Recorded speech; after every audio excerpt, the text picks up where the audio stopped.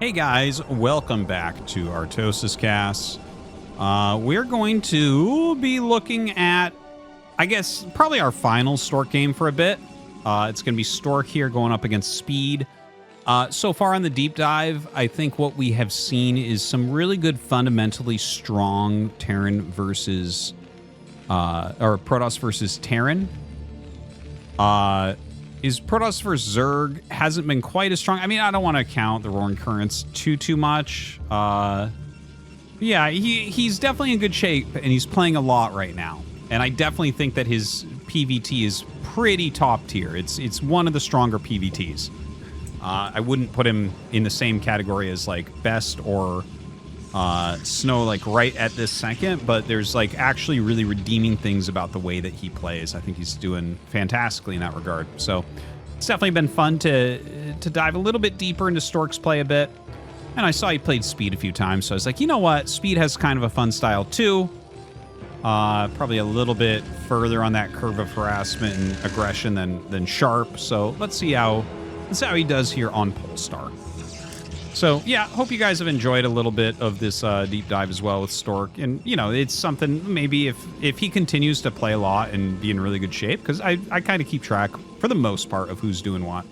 Not always, so if you have someone that you've been watching, like, ooh, what about this guy? I can definitely check that out. But, yeah, as we approach next year's ASLs and stuff, I'll probably, you know, take a look again at, like, all the interesting pros that we're not entirely sure of, right? It's like, oh, what shape is Shine in right now? Like, what shape is Stork in right now, right? Like, whereas maybe you don't necessarily need that for Mini.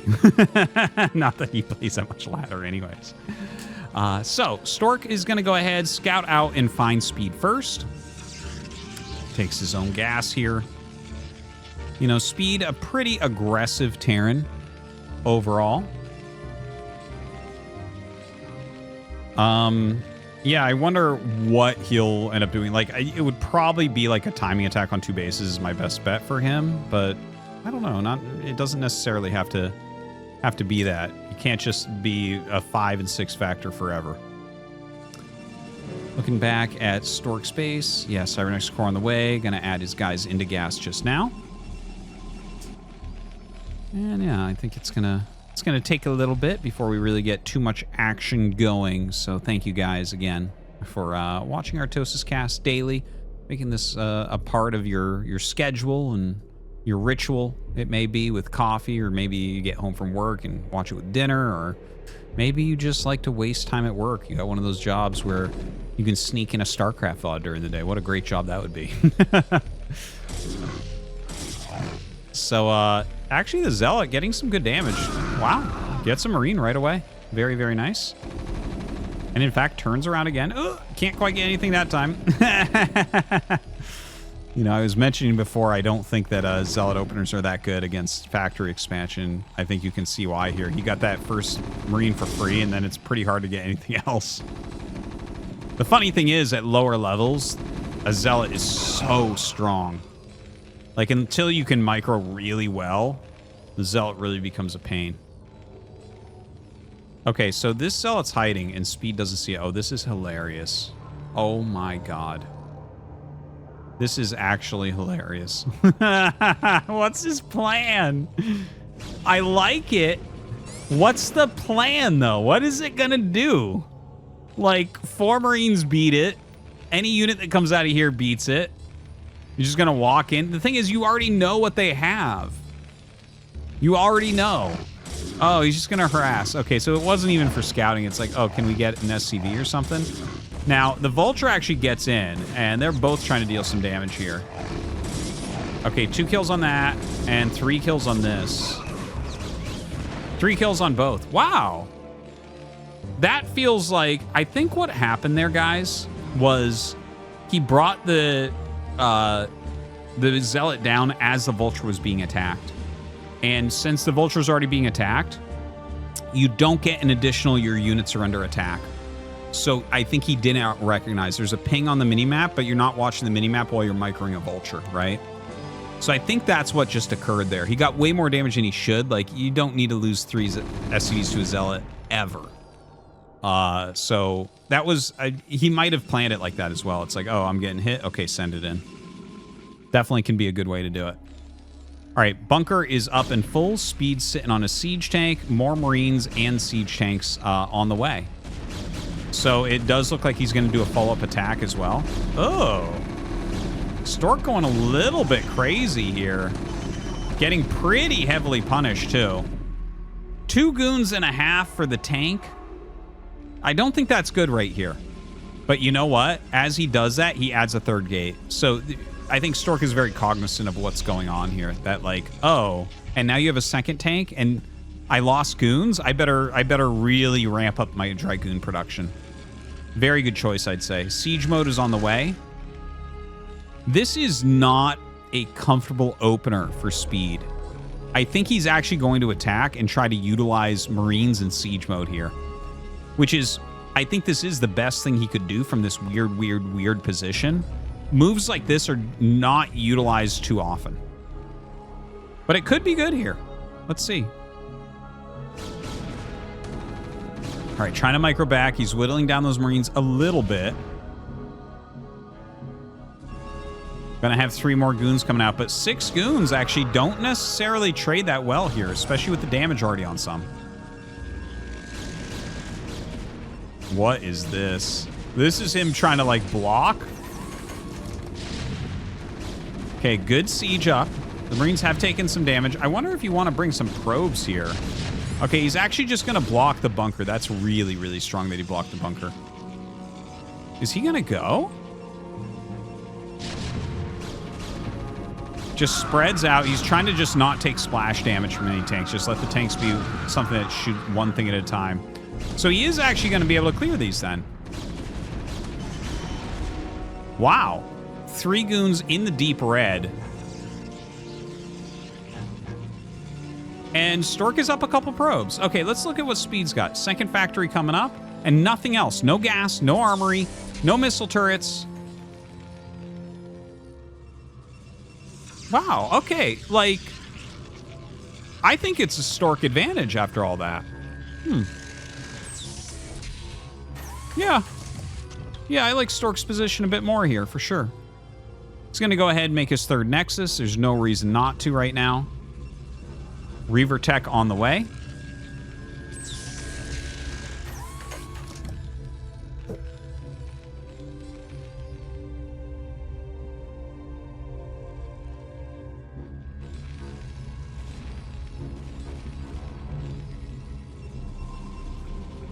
Let's see here.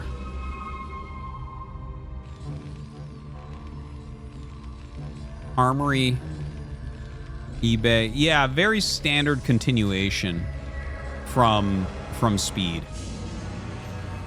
Right? Like nothing out of the ordinary. Stork going up into Reaver makes a lot of sense. Okay, getting Goliath range pretty quickly here. So what we'll see is probably 2 to 3 turrets and then just Goliaths being made. I'm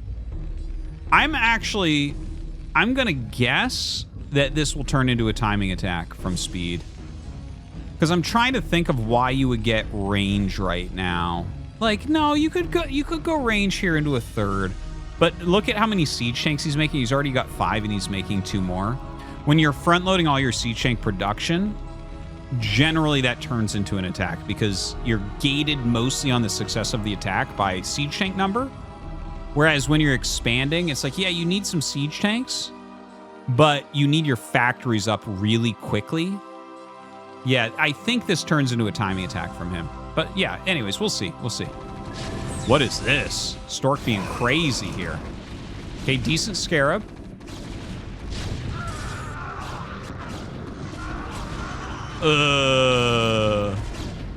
Down and dirty. Loses his Reaver, loses his shuttle, loses 3 goons, takes some damage. Kills the 2 tanks, the bunker, the Marines, a couple SCVs. Oh man, losing even more here with the late retreat.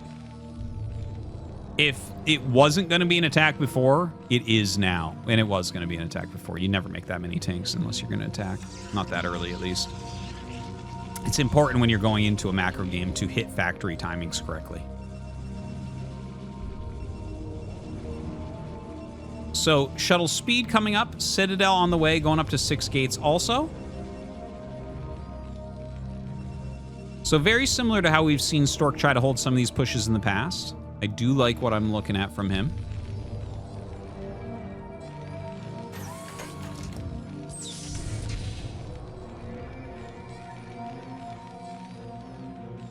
Moving out forward a little bit here, taking a more forward position. Now, this is actually a very good move before an attack. If you can set up a slightly forward position, it's like, okay, is this going to be an expansion?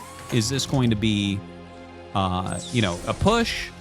Just having that slightly forward spot really, really helps you. Scarab damage on the way, as well as Zealot legs. I'm surprised about the Scarab damage here from Stork. Definitely surprised about that. That has to mean that he wants to dive in here and kill depots and stuff, I think. I'm not sure, like, I don't think he would use it just for trying to battle tanks and whatever.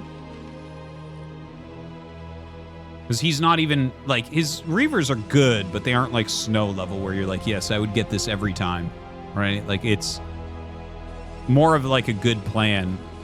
Basically, it makes it so that 4 Scarab shots will kill a group of 4 depots that are lined up perfectly. All right, mines being laid around. Ooh, big moment here for speed. Really big moment.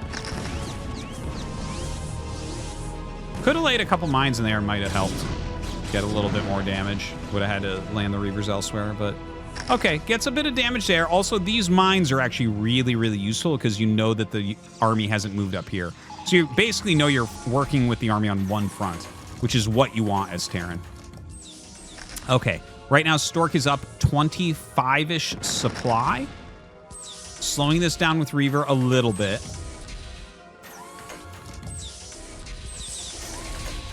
No! Oh, he only got hit by one of those. Pretty impressive.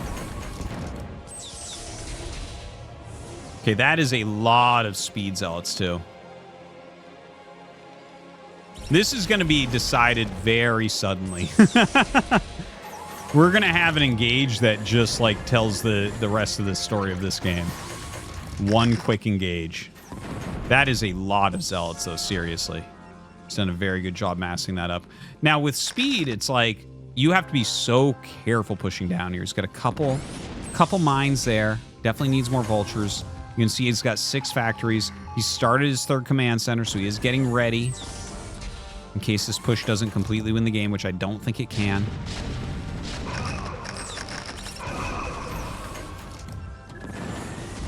Oof. Oh, even a decent Scarab on those vultures would be really, really helpful because there's so many Zealots in here. Reducing the vulture count would be very helpful. 4 DTs on the way. Actually, that might be helpful. I could see that. A 4th Nexus definitely being thought about right now. Now, he's moved his army to the north, right? So now Speed has to decide, like, do we try to push quickly into here? DT's just kind of walking out into the mines. Okay, messy, messy game here. Vultures getting in on top of the probes. Things starting to go wrong. Things starting to go wrong for Stork. For sure.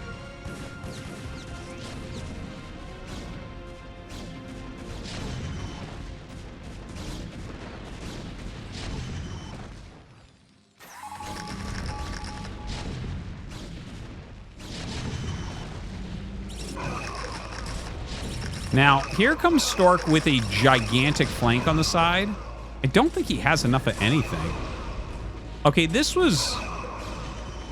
He bumbled through a lot of this game, unfortunately. This game is... It definitely looks like it's ending. Speed certainly has enough. There might have been a chance for Stork to break through here when there was only a couple mines in the front.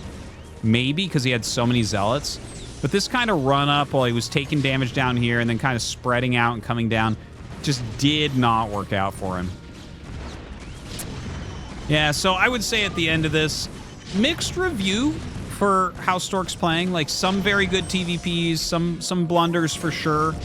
It kind of looks like standard Stork, what we've been used to for a while. But definitely hints of genius in his Protoss vs. Terran from time to time.